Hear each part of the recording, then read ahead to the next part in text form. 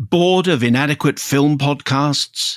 Frustrated by amateurish, immature content creators masquerading as film critics? Then we have just the film podcast for you. It's called Kermode and Mayo's Take. And you can find it wherever you get your podcasts. Roll the tape.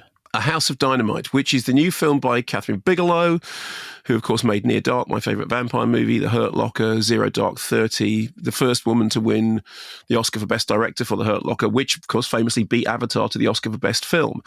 So this is in theatres, select theatres in the UK from Friday, then globally on October the 10th. So we're getting it early, apparently. And then it's on Netflix from the 24th. So it's a limited theatre. If you want to see it in theatres, go now. So, written by Noah Oppenheim, whose credits include co-writing on the Maze Runner and Divergent series, but more importantly, Pablo Larraín's Jackie.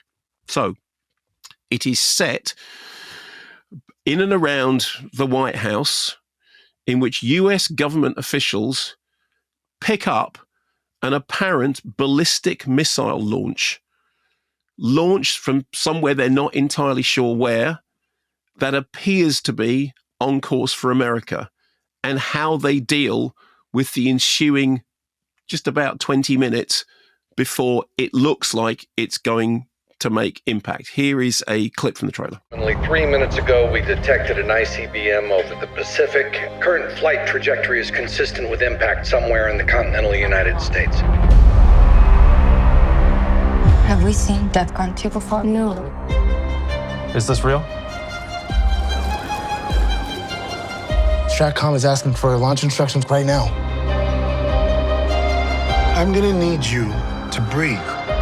We are talking about hitting a bullet with a bullet. So, essentially, you get the same 18-minute period seen from several different angles in which the various authorities are attempting to interpret and then deal with whatever's happening. I mean, essentially, the question is it, firstly, is it a drill? Is it an accident? Is it a mistake? Is that ICBM actually coming towards us? If so, will it explode on impact? Can we do anything about it? And more importantly, where has it come from?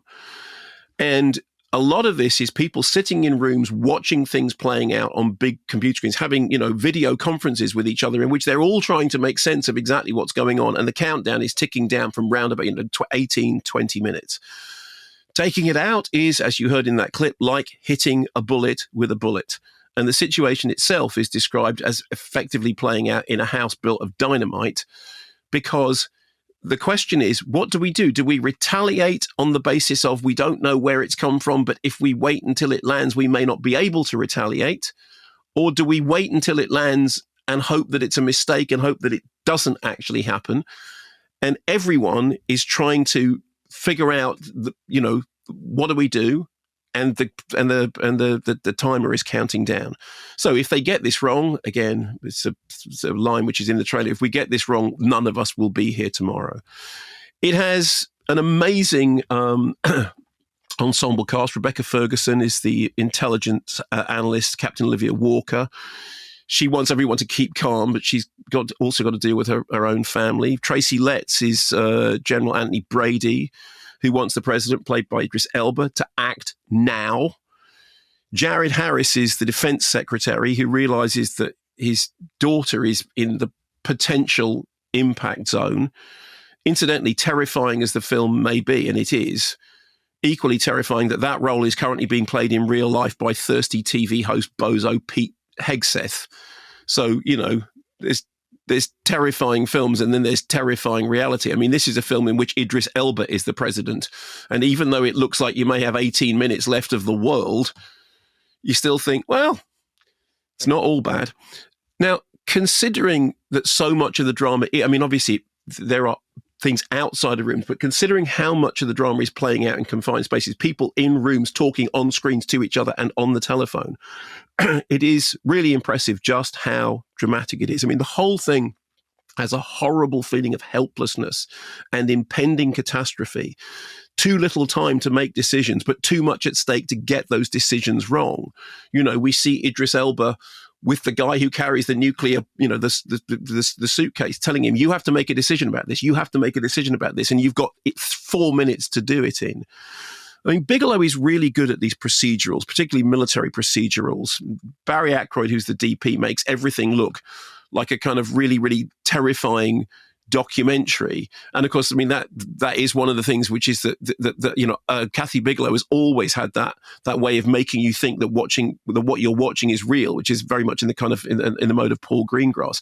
I was going to say, didn't Barry Ackroyd work mainly? Didn't he? Was he always with Paul Greengrass? Well, he has worked with a number of people, including Paul Greengrass, and Barry Ackroyd has basically got that kind of ability to do. So when we were talking about, for example, Captain Phillips, we were talking about the way in which it looks like you're actually there. So that is Barry Ackroyd. He's also worked with Ken Loach. So he's the guy who you go to when you want it to look like it's actually real. And when I was watching this, I was thinking, what does this remind me of? And I know some people have talked about, well, it's like an unfunny version of Dr. Strangelove, because it is what would happen. It also reminded me, there's a film from 1988, a kind of cult classic now, and we'll talk about cult movies in Take Two, by Steve Zajarnik, called Miracle Mile, which is set on the Miracle Mile in LA, in which somebody answers a phone. They make a phone call and they answer a phone, and they got this guy saying there's 70 minutes left of the end of the world. And he goes, sorry, what number are you calling? And he realizes it's a wrong number. So he's been told that there is going to be a nuclear Armageddon in 70 minutes, but you don't know whether it's true. You don't know whether that's a thing or whether it's just a prank phone call. You don't know. And I was thinking of that when I was watching this, because all the way through, what they're trying to weigh up is this actually happening? Why is it happening? Is it a mistake? Where's it come from? More importantly, what do we do about it? Because if we do nothing, that may be catastrophic. And if we do something, that may be catastrophic. And I have to say, it's the first time for a long time that I saw a nuclear war thriller that literally reminded me how panicked we all were in the 1970s, in the early 90s, when CND was at the height of its, we kind of all sort of thought, it's all right, it's all settled down. The mutually assured destruction thing is, but there have been mistakes. I mean, famously, there was a mistake in which a flock of birds was picked up and was interpreted as being a potential strike. And it's this thing about the potential for catastrophe is, beyond comprehension, and the time period is tiny. And the other thing that's really good about the film is it lands the ending, because the film is very much the start of a conversation. It doesn't provide answers, it raises questions. And it is the kind of film that you will come out of and you are immediately going to want to talk to people about what you think. Great. So, it's no surprise that Catherine Bigelow could do this stuff, but I did find it very gripping and really did take me back to that period in the 70s when we all thought we were a sneeze away from nuclear warfare.